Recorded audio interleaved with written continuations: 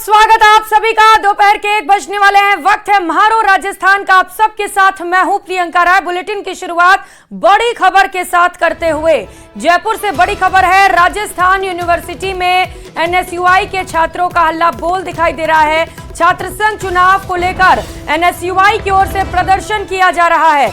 University के main gate पर बड़ी संख्या में छात्र प्रदर्शन कर रहे हैं। छात्र संघ चुनावों को कराए जाने की मांग उनकी ओर से की जा रही है। प्रदर्शन कर रहे छात्र जमकर नारेबाजी भी कर रहे हैं। सरकार से छात्र संघ चुनाव से बैन हटाने की मांग लगातार उनकी ओर से की जा रही है। तस्वीरें दिखा रहे हैं राजस्थान यूनिवर्सिटी से, जहां पर एनएसयूआई की ओर से हल्ला बोल प्रदर्शन किया जा रहा है। जमकर नारेबाजी भी की जा रही है और मांग की जा रही है कि छात्र संघ चुनावों को बहाल किया जाए। उनका कहना है कि पॉलिटिक्स में जाने का, राजनीति में जाने की ये पहली सीढ़ी है जिसे बंद कर दिया गया है। यहां से कई दिग्गज नेता निकले हैं। छात्र चुनाव कराना बेहद जरूरी है ताकि छात्रों के मुद्दों को उठाया जा सके।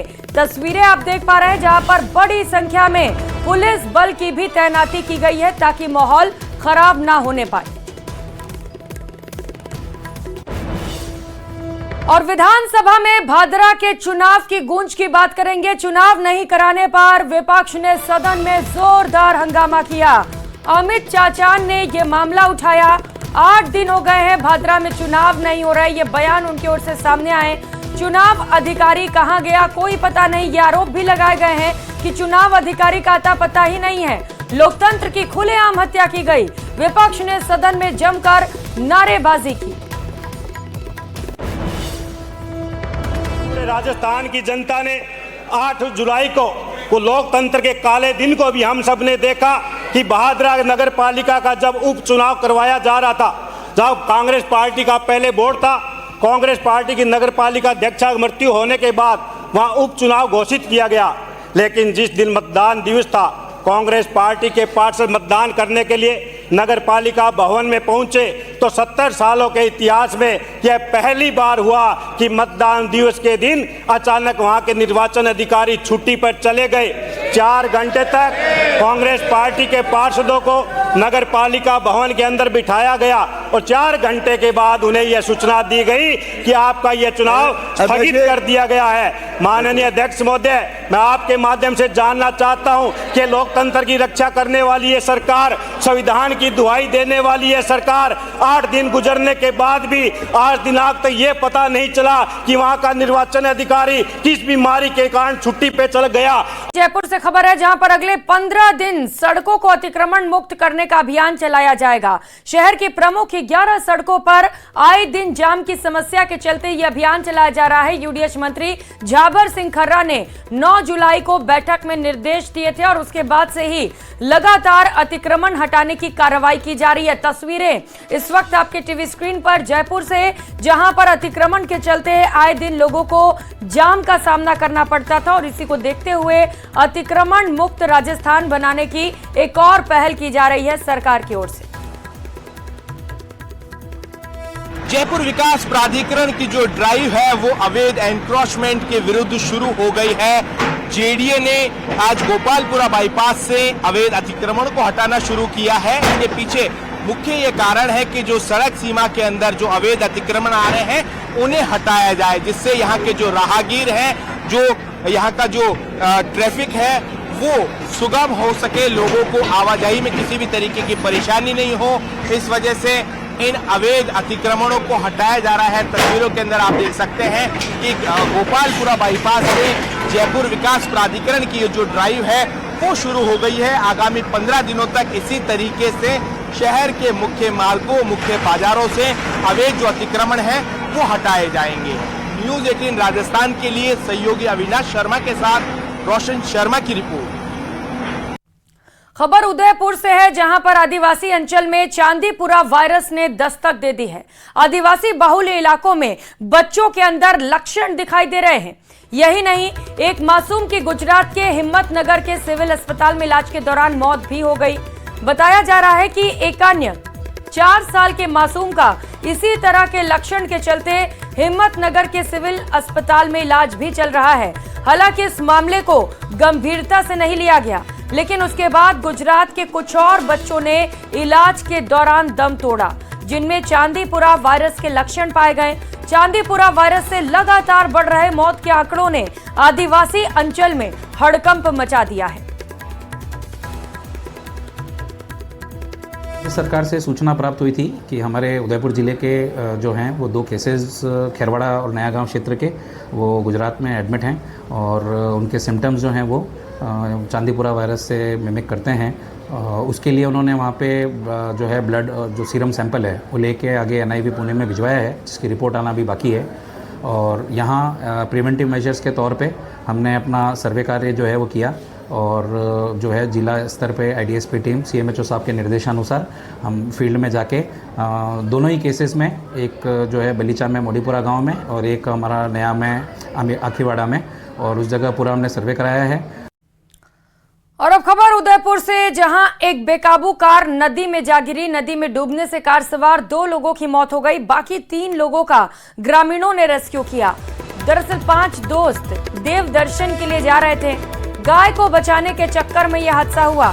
पुलिस ने शवों को मोर्चरी में रखवाया है। हादसे के बाद की तस्वीर आप देख पा रहे हैं, जहां पर बेकाबू कार नदी में जा गिरी। कुल 5 दोस्त इस कार में सवार थे, जिनमें से डूबने से 2 की मौत हो गई है, जबकि 3 लोगों को ग्रामीणों ने बाहर निकाल लिया है।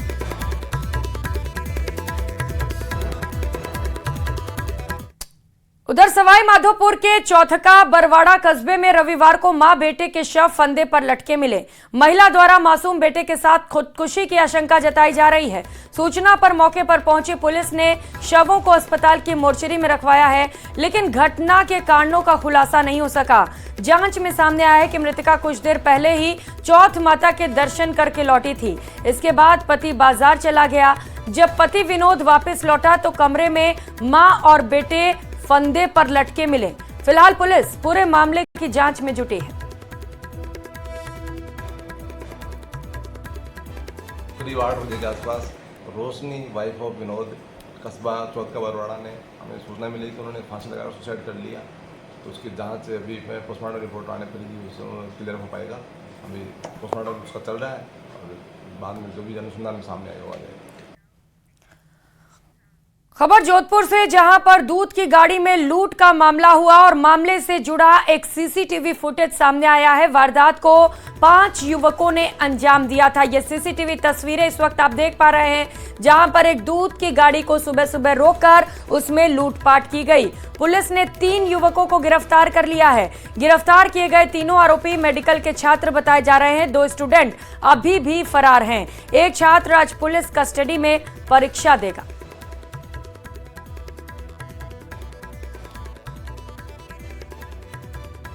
और अब खबर अलवर से है, जहां पुलिस ने 2 साइबर ठगों को गिरफ्तार किया है। आरोपियों के कब्जे से ठगी में इस्तेमाल 4 मोबाइल फोन जब्त किए गए हैं। आरोपी से पूछताछ में सामने आया कि आरोपियों ने अपने मोबाइल में सुमित कुमार नाम से फर्जी ID बना रखी है। उसकी ID कार्ड और आधार कार्ड गूगल फोटो से डाउनलोड किए गए हैं। ये लोग सोशल मीडिया पर पुराने सिक्के बेचकर लखपति और करोड़पति बनाने का झांसा देते थे। इनकी फेसबुक ID को जब चेक किया गया तो Facebook old coin warriors company Pune नाम की ID से एक्टिवेटेड थी। फोटो को एडिट कर किसी भी नाम के व्यक्ति की फोटो लगा दी जाती थी, जो इनके झांसे में आ जाता था। फोन पर उससे बारकोड से पैसे मंगाए जाते थे। पुलिस अब आरोपियों से पूछताछ में जुटी है। सायंकालीन गश्त व साइबर क्राइम की कार्रवाई अभियान हेतु रवाना हुए। गश्त करते हुए ठेकड़ा बस स्टैंड पर पहुंचे तो जरिए मुखबिर खास सूचना मिली कि 2 व्यक्ति बंजीर का रोड से ठेकड़ा से नंगड़ा बंजीर का जाने वाले रोड पर बैठे हुए हैं, जो फेसबुक ID पर फर्जी ID बनाकर साइबर ठगी का कार्य करते हैं। मुखबिर खास सूचना के अनुसार रवाना होकर मौके पर पहुंचे तो 2 व्यक्ति दिखाई दिए, जो पुलिस वर्दी देखकर भागने लगे, जिनको हमराई जाब्ता की मदद से पकड़कर नाम पता पूछा तो एक ने अपना नाम अजरुद्दीन, दूसरे ने अपना नाम आरिफ बताया। उधर अलवर के नौगावा में एक युवक का फर्जी मृत्यु प्रमाण पत्र बनाकर उसकी 4 बीघा जमीन हड़पने का मामला सामने आया। पीड़ित का आरोप है कि उसके ताऊ के लड़के ने इस फर्जीवाड़े को अंजाम दिया है। आलम यह है कि अब पीड़ित को अपने जिंदा होने के सबूत देने पड़ रहे हैं।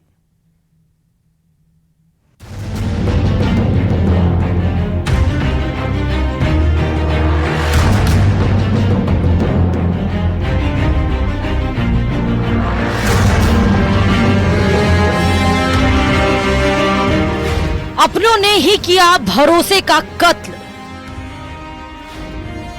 फर्जीवाड़ा कर बेची 4 बीघा जमीन, चचेरे भाई का बनवाया फर्जी मृत्यु प्रमाण।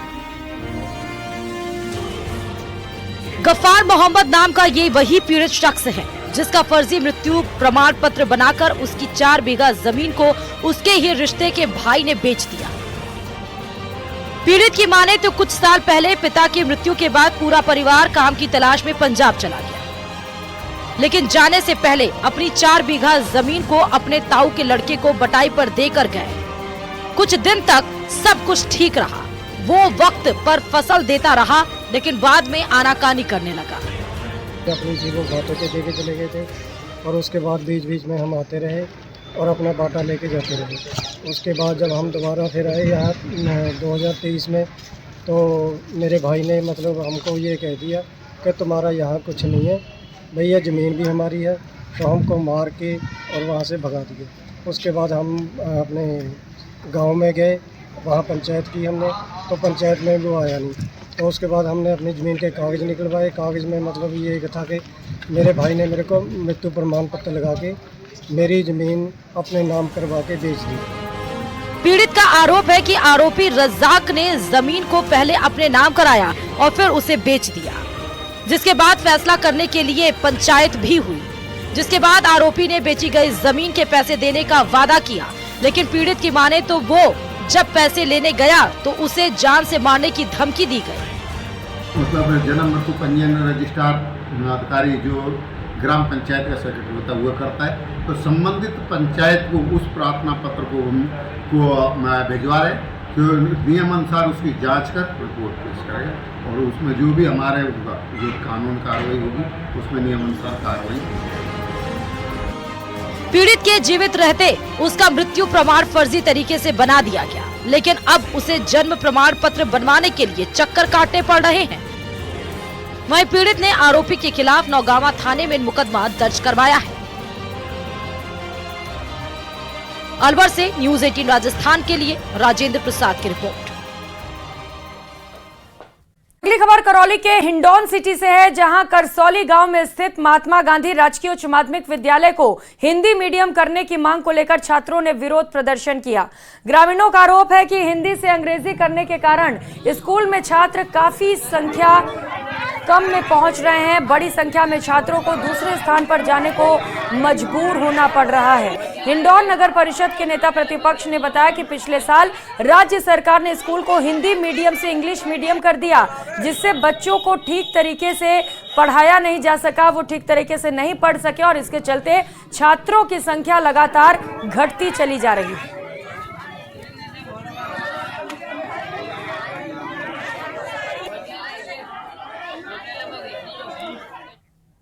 और अगली खबर चूरू के रतनगढ़ से है, जहां पड़िहारा में सुबह सुबह उस वक्त हड़कंप मच गया जब तेज आवाज के साथ पानी की टंकी गिर गई।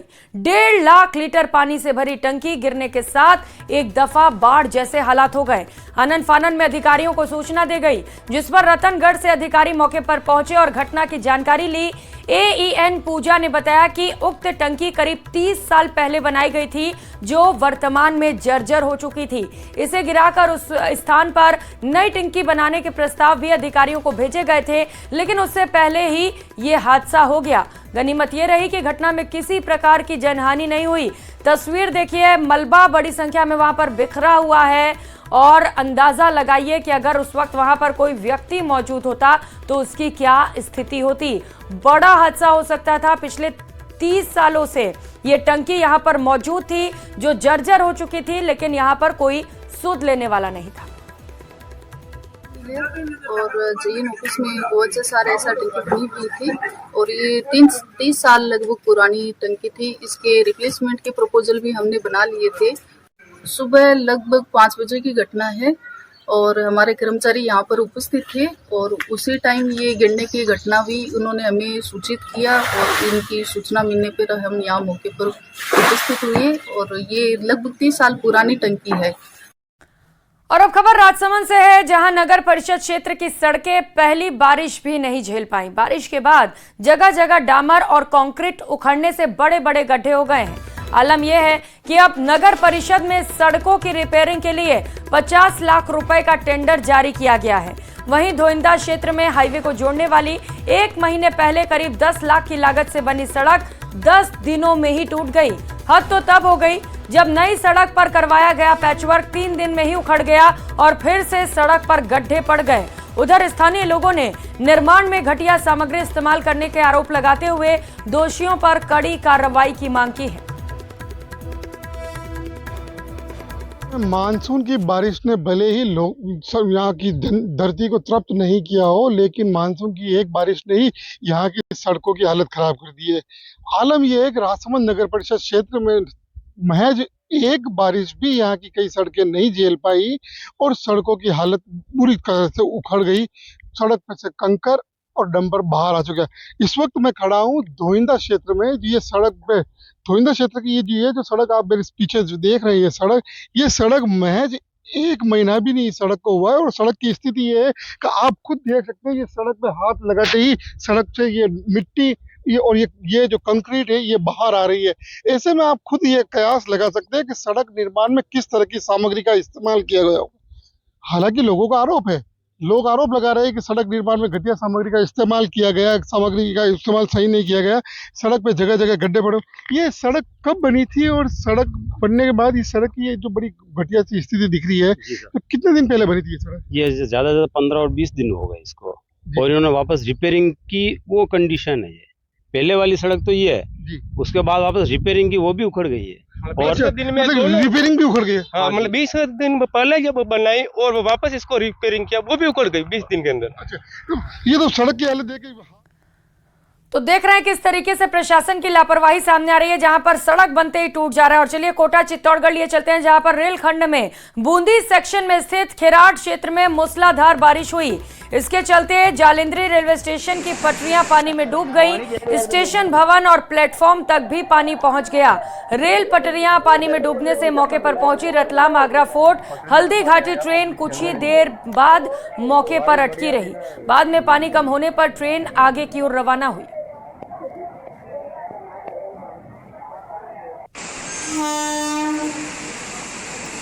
तो हल्दी घाटी ट्रेन जिसे कुछ देर इंतजार करना पड़ा कि पानी कम हो और उसके बाद वो वहां से रवाना हो सके।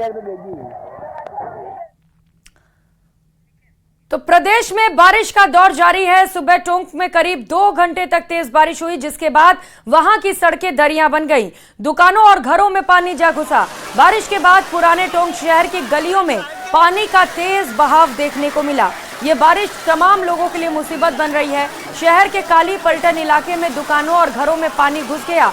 यहां करीब 2-2 फीट तक पानी भर चुका है।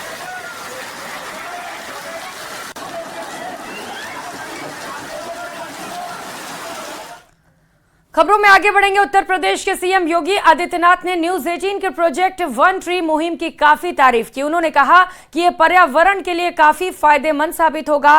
एक पेड़ धरती माता के लिए, एक पेड़ हमारे उज्जवल भविष्य के लिए। एक पेड़ का जो संकल्प इस पहल के जरिए लिया गया, वो बेहतर आज और सुरक्षित कल को सुनिश्चित करने की दिशा में एक उत्तम प्रयास है।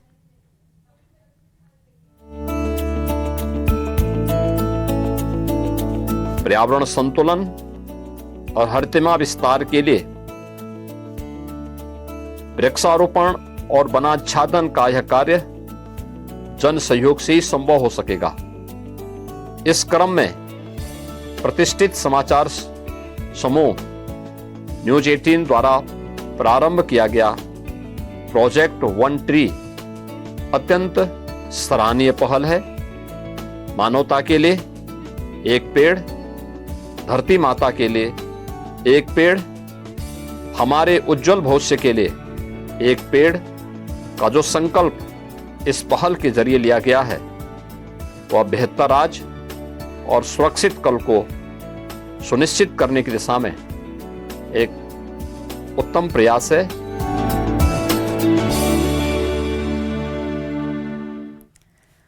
इस बुलेटिन में फिलहाल इतना ही। खबरों का सिलसिला जारी है। आप देखते रहिए प्रदेश का नंबर 1 न्यूज चैनल। नमस्कार।